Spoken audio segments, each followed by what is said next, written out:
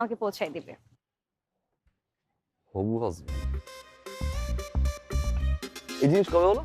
এত কাল, মানে অনেক আগে থেকে আমাদের মধ্যে কথাবার্তা হচ্ছিল। আমাকে তারা পছন্দ করেছে এবং আমিও পছন্দ করেছি। শুধুমাত্র এখন বিয়ের তারিখটা বাকি, আর সব কনফার্ম। তো এই জিনিস নেওয়ার জন্য রাজি হলো কে, কোন বলো?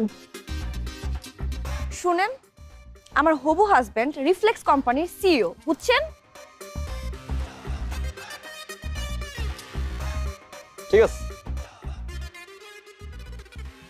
যান তাহলে আপনার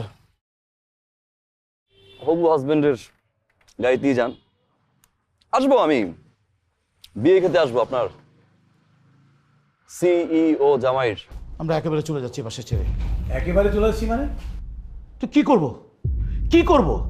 আপনাদের অত্যাচার বসে বসে সহ্য করবো? আপনার ছেলের অত্যাচার সহ্য করবো? আপনার ছেলে পুড়িয়ে দিছে,